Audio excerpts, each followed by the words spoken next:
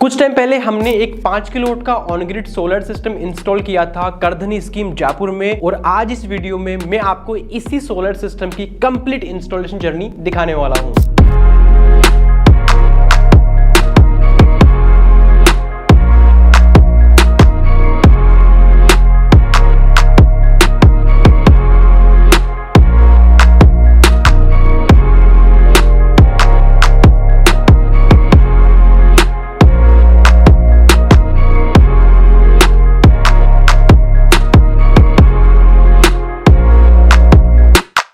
जब हम पहली बार कस्टमर से मीटिंग करने गए तो हमने उनसे पूछा कि आप सोलर पैनल क्यों लगवाना चाहते हैं। तो कस्टमर ने हमें बताया कि वो अपने इलेक्ट्रिसिटी बिल को कम करने के पर्पज से सोलर लगवाना चाहते हैं। हमने उनकी बिल को लिया, उसको एनालिसिस किया तो हमें पता चला कि उनको 5 किलोवाट की सिस्टम की रिक्वायरमेंट है, और एक्चुअली कस्टमर भी 5 किलोवाट सिस्टम लगाने में ही इंटरेस्टेड थे। तो फिर हमने उनको 5 किलोवाट सिस्टम का कोटेशन दिया। हमारा कोटेशन, हमारा प्रपोजल कस्टमर को काफी पसंद आया, हमारी प्राइसिंग उनको ठीक लगी, और इसीलिए कस्टमर ने उसी टाइम पर प्रोजेक्ट को फाइनल कर दिया। फिर हमने उनका डॉक्यूमेंटेशन किया और उसके बाद में सिस्टम का इंस्टॉलेशन स्टार्ट किया। किसी भी रूफटॉप सोलर सिस्टम को इंस्टॉल करने के लिए पहला काम करना होता है मटेरियल को छत पर पहुंचाना। अब ये काम सुनने में जितना आसान लगता है उतना है नहीं, क्योंकि मटेरियल की डायमेंशन काफी अजीब होती है और ये काफी हैवी मटेरियल होते हैं। फॉर एग्जांपल स्ट्रक्चर की बात करें तो ये जो पाइप आप देख रहे हैं इनकी काफी लंबी लंबी लेंथ होती है, साथ ही इनमें वजन भी होता है, तो इनको सीढ़ियों से लेकर जाना पॉसिबल नहीं है। तो हम घर के सामने से कुछ इस तरीके से 1 बाय 1 करके इन सभी पाइप्स को, यही सारे स्ट्रक्चर को हम छत पर पहुंचा रहे हैं। पैनल की बात करें तो पैनल को हम लेकर जाएंगे सीढ़ियों से, लेकिन सीढ़ियों से लेकर जाना भी आसान नहीं है, क्योंकि इनका डायमेंशन बड़ा है, इसमें वजन होता है और साथ ही इसमें ग्लास लगा होता है। तो किसी भी वजह से अगर हमने लापरवाही बरती इसको ऊपर पहुंचाने में तो इसका ग्लास टूट सकता है। तो मटेरियल को ऊपर पहुंचाना अपने आप में काफी बड़ा टास्क होता है। तो हमने पहले दिन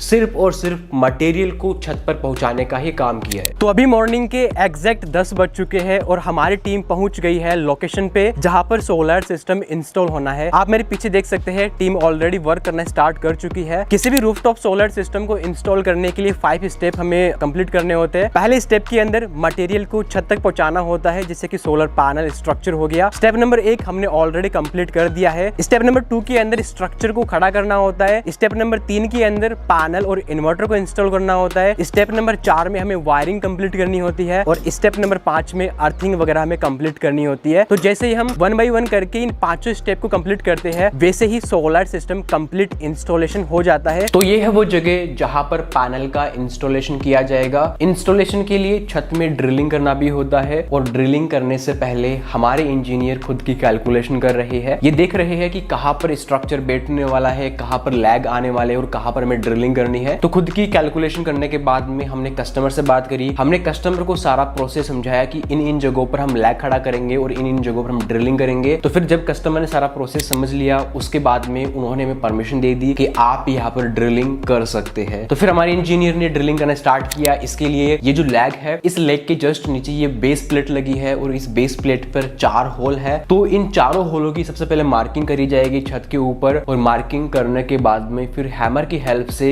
यहाँ ड्रिलिंग किया जाएगा। ड्रिलिंग करने से पहले हमने कस्टमर से पूछ लिया था कि इस लेंटर की यानी कि इस छत की मोटाई कितनी है। कई बार क्या होता है, छत की मोटाई काफी कम होती है, और जब भी यहाँ पर ड्रिलिंग करी जाती है तो छत के आर पार यहाँ पर जो है होल हो जाता है। तो हमने कस्टमर से बात करी तो कस्टमर ने बताया कि करीबन 6 से 7 इंच मोटा लेंटर है, जो कि इनफ है, कोई दिक्कत नहीं आएगी। तो हमारे इंजीनियर हैमर की हेल्प से यहाँ पर ड्रिलिंग कर रहे हैं। चारों होलों की ड्रिलिंग करने के बाद में यहाँ पर फास्टनर लगाया जाएगा, और फास्टनर को सही तरीके से यहाँ पर लगाने के बाद ये जो बेस प्लेट है, इस बेस प्लेट को यहाँ पर रखे, इसके ऊपर नट बोल्ट्स को यहाँ पर कस के प्रॉपर तरीके से टाइट कर दिया जाएगा। इस प्रोजेक्ट के अंदर टोटल 9 लेग्स लगने हैं। तो हमने 1 बाय 1 करके इन सभी लैग के लिए ड्रिलिंग कर दी है। ड्रिलिंग करने के बाद में इन सभी लैग्स को हमने खड़ा कर दिया है। खड़ा करने के बाद में हमने इसके ऊपर लगाया है राफ्टर लगाने के बाद में हमने उसके ऊपर लगाई है पर्लिन, और पर्लिन वगैरह लगाने के बाद में जितने भी नट बोल्ट्स थे उन सबको यहाँ पर टाइट करना स्टार्ट कर दिया है। यहाँ पर हमें लेवलर का भी यूज करना पड़ा, क्योंकि स्ट्रक्चर का सीधा खड़ा रहना करना और डायमेंशन सही होना बहुत ही जरूरी है। तो नट बोल्ट्स को टाइट करते टाइम हमने लेवलर का यूज किया है और ये ध्यान रखा है कि जो स्ट्रक्चर है वो एक सही डायरेक्शन के अंदर और सही दिशा के अंदर सही तरीके से माउंट हो सके। कस्टमर से मीटिंग करने के बाद जब मैं और मेरे टीम मेंबर गाड़ी में जा रहे थे तब हमने डिस्कशन किया कि कस्टमर का बिहेवियर कितना ज्यादा अच्छा है। कस्टमर ने हम पे पूरा ट्रस्ट कर लिया है और इसीलिए कस्टमर को एक सही काम करके देना, सही क्वालिटी का काम करके देना हमारी रेस्पॉन्सिबिलिटी है। और इसीलिए हमने डिसाइड किया कि इस सिस्टम के अंदर जो भी कंपोनेंट यूज होंगे वो बेस्ट क्वालिटी के होंगे, साथ ही इंस्टॉलेशन करने का हमारा जो तरीका है वो बहुत ही प्रोफेशनल होने वाला है और हम बिल्कुल स्ट्रॉन्ग और एक बिल्कुल साफ सुथरा काम कस्टमर को करके देने वाले हैं। कंप्लीट इंस्टॉल होने के बाद जब मैंने सिस्टम को देखा तो मुझे रियलाइज हुआ कि इस सिस्टम को जितना बढ़िया तरीके से इंस्टॉल होना था ये उससे कहीं ज्यादा बढ़िया इंस्टॉल हुआ है। इसकी क्वालिटी, इसकी स्ट्रॉन्गनेस और इसकी सफाई देखकर मुझे काफी सेटिस्फेक्शन मिला और मुझे काफी खुशी हुई। साथ ही हमारे काम को देखकर भी कस्टमर काफी खुश हुए। तो फाइनली स्ट्रक्चर का इंस्टॉलेशन कंप्लीट हो गया है।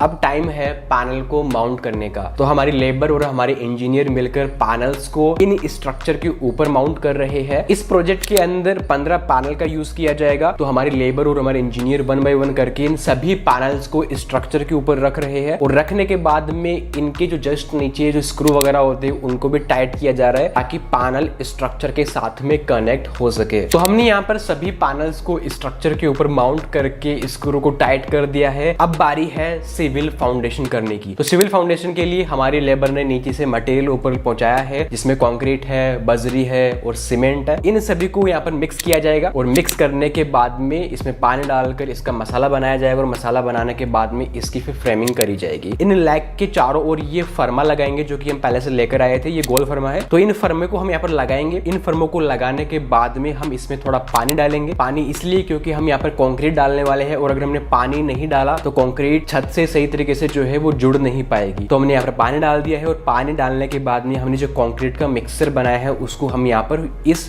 फर्मे के अंदर फिल करने वाले हैं। फिल करने के टाइम पर हम इसको जो है थोड़ा दबाने की कोशिश भी करेंगे ताकि इस कंक्रीट के अंदर कोई भी बबल्स वगैरह ना रह जाए। तो हम यहाँ पर 1 बाय 1 करके इन सभी जो लैग्स है, इन लैग की जो फर्मे है या सिविल फाउंडेशन है, इसको हम 1 बाय 1 करके कंप्लीट कर देंगे। ये जो खड़ा पाइप है, इस खड़े पाइप को लैग कहा जाता है। सोलर पैनल्स जो है सभी पैनल इन्हीं लैग्स के ऊपर इंस्टॉल होते हैं। इस सिस्टम के अंदर टोटल 9 लैग लगने हैं जिसमें से 8 हमने ऑलरेडी लगा दिए हैं। 1 लैग और लगना बाकी है, लेकिन 1 लैग लगाने के लिए थोड़ी सी प्रॉब्लम आ रही है। प्रॉब्लम ये है कि ये जो नवा लेक है यहाँ पर आएगा और इसके जस्ट नीचे कस्टमर ने अपने घर में वेंटिलेशन के लिए एक जगह बना के रखी है। तो इसकी वजह से कोई सॉलिड सरफेस नहीं मिल पा रहा है। और ऐसा नहीं कि ये प्रॉब्लम अभी हमें पता चली है। जब हमने इस सिस्टम की प्री प्लानिंग करी थी तभी हमने इस प्रॉब्लम को आइडेंटिफाई कर लिया था। हमें पता था कि ये प्रॉब्लम आएगी और उसी टाइम पर हमने इस प्रॉब्लम का सॉल्यूशन भी निकाल लिया था। तो हम क्या करने वाले हैं, हम यहाँ पर एक ऐसा जो है वर्टिकल लैग खड़ा करेंगे और इस लैग को खड़ा करने के बाद में यहाँ पर फिर इस तरीके से एक हॉरिजॉन्टली जो है लैग लगा के और फिर इसके ऊपर हम लैग कनेक्ट करेंगे। और यहाँ पर थोड़ी सी में वेल्डिंग का भी यूज करना पड़ेगा। वैसे सोलर के अंदर वेल्डिंग यूज करना कोई भी सही प्रैक्टिस नहीं मानी जाती है क्योंकि जहां पर वेल्डिंग करी जाती है वहां पर रस्टिंग आने के चांसेस होते हैं, लेकिन कई बार साइड की रिक्वायरमेंट के अकॉर्डिंग हमें थोड़ी बहुत वेल्डिंग करनी पड़ती है। तो अभी हम करेंगे सिस्टम की वायरिंग। तो यहाँ पर ये जो पैनल है, इन पैनल के पीछे ये 2 वायर्स दी जाती है, एक पॉजिटिव है और एक नेगेटिव है। तो इन वायर्स को हमें आपस में कनेक्ट करना पड़ेगा एक दूसरे पैनल की, क्योंकि हमें इन पैनल्स को आपस में सीरीज में कनेक्ट करना है। तो सीरीज में कनेक्ट करने के लिए एक पैनल का नेगेटिव और दूसरे पैनल का पॉजिटिव जो कनेक्टर होता है उनको आपस में हमें कनेक्ट करना पड़ेगा। हमने यहाँ पर टोटल 15 पैनल का यूज किया है। तो यहाँ पर 2 स्ट्रिंग बनेगी, एक बनेगी 8 पैनल की और दूसरी बनेगी 7 पैनल की। और हमने यहाँ पर जो इन्वर्टर यूज किया है ये डबल एमपीपीटी का है। तो दोनों जो स्ट्रिंग बनी है ये अलग अलग एमपीपीटी में जाकर कनेक्ट होगी। तो यहाँ पर 1 बाय 1 करके इन पैनल के पीछे ये जो वायर्स है, इन वायर्स को निकाला जाएगा और निकाल कर सीरीज में कनेक्ट करके इन पैनल्स को आपस के अंदर फिर वायरिंग को आगे कंटिन्यू किया जाए। वायरिंग करते टाइम पर जो भी एक्स्ट्रा वायर बच रही है इसको यहीं पर इकट्ठा करके केबल टाई की हेल्प से इसको यहीं पर जो है बांध दिया जाएगा। अगर हम ऐसा नहीं करेंगे तो जो इंस्टॉलेशन है वो बहुत ही बेकार लगने वाला है और वायरिंग एक दूसरे में उलझ जाएगी। तो यहाँ पर जितना भी वायर एक्स्ट्रा बच जा रहा है उस वायर को प्रॉपर तरीके से केबल टाई की हेल्प से यहाँ पर यहीं पर जो है इसको रख दिया जाएगा। आप ये जो वायर देख रहे हैं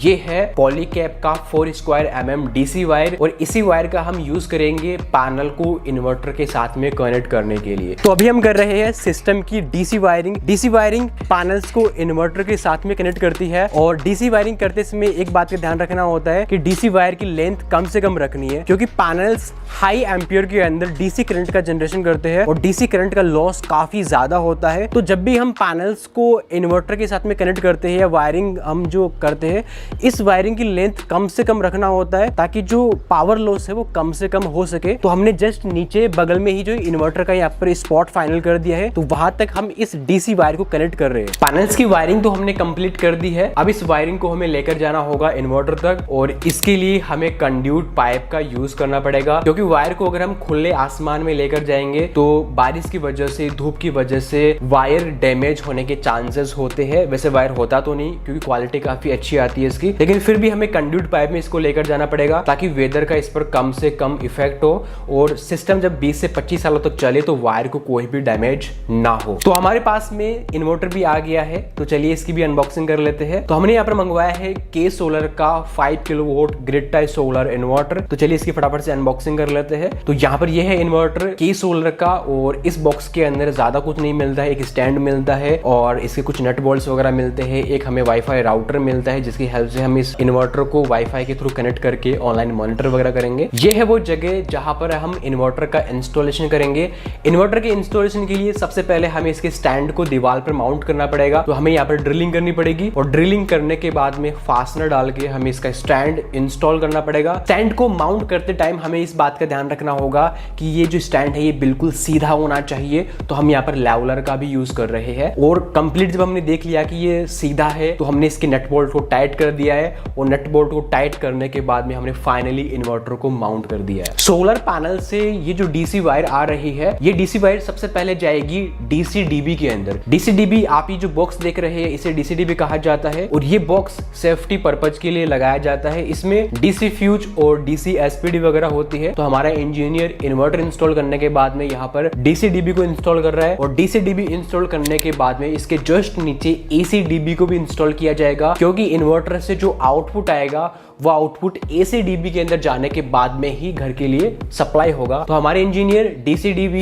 एसीडीबी और इन्वर्टर तीनों को इंस्टॉल करने के बाद में यहाँ पर जो भी वायरिंग है उन सभी वायरिंग को यहाँ पर कंप्लीट कर रहे हैं। और इस काम के अंदर बहुत ही ज्यादा सावधानी रखना जरूरी है, क्योंकि एक भी गलत कनेक्शन अगर हमने कर दिया तो सिस्टम डैमेज हो सकता है। किसी भी सोलर सिस्टम की सेफ्टी पर्पज के लिए अर्थिंग इंस्टॉल करना कंपलसरी होता है। इस सिस्टम के अंदर हमने 3 अर्थिंग इंस्टॉल करी है, लेकिन अर्थिंग के लिए जब हमने गड्ढा किया तो हमें काफी परेशानी आई, क्योंकि जहां पर हमें गड्ढा करना था वहां पर पहले से जो कंस्ट्रक्शन का जो वेस्ट मटेरियल होता है वो दबा हुआ था। तो इसलिए फिर हमने एक प्रोफेशनल को हायर किया। प्रोफेशनल ने फिर यहाँ पर गड्ढे करे। गड्ढे करने के बाद हमने यहाँ पर अर्थिंग का इंस्टॉलेशन कंप्लीट किया। तो फाइनली हमने यहाँ पर डीसीडीबी, एसीडीबी और इन्वर्टर का कंप्लीट इंस्टॉलेशन कर दिया है और कंप्लीट वायरिंग कर दी है।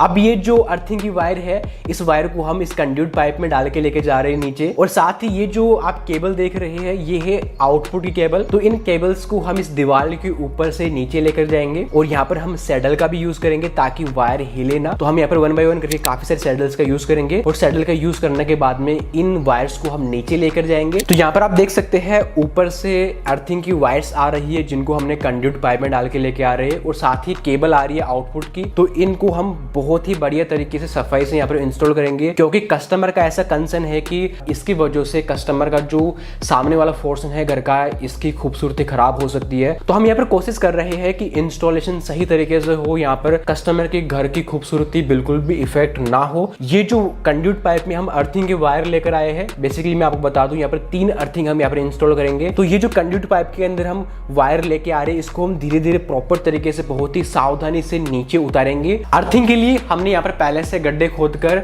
उसमें अर्थिंग रोड डालकर केमिकल फिल करके पहले से इनको रेडी करके रखा है। अब ये जो वायर आ रही है, इस वायर को हम यहाँ फर्श में से जो है इस फर्श को थोड़ा काट के इसमें से कंड्यूट पाइप डाल के इस वायर को हम लेकर आएंगे और 1 बाय 1 करके इन तीनों अर्थिंग के अंदर हम इन वायर्स को कनेक्ट कर देंगे। फाइनली सिस्टम का कंप्लीट इंस्टॉलेशन हो चुका है और सिस्टम अभी इलेक्ट्रिसिटी बनाने भी लगा है। आज ही जो वीडियो रिकॉर्ड हो रहा है ये काफी महीनों बाद हो रहा है और आज भी ये सिस्टम बहुत ही बढ़िया से काम कर रहा है। हमारे काम से कस्टमर काफी सेटिस्फाइड है और हम आपको नेक्स्ट वीडियो के अंदर कस्टमर से भी मिलाने वाले हैं। तो कस्टमर का क्या एक्सपीरियंस रहा सिस्टम को लगवाने के बाद में वो आपको नेक्स्ट वीडियो में पता चलने वाला है। इसके लिए आप चैनल को सब्सक्राइब करके जरूर से रख लीजिए। मिलते हैं नेक्स्ट वीडियो में।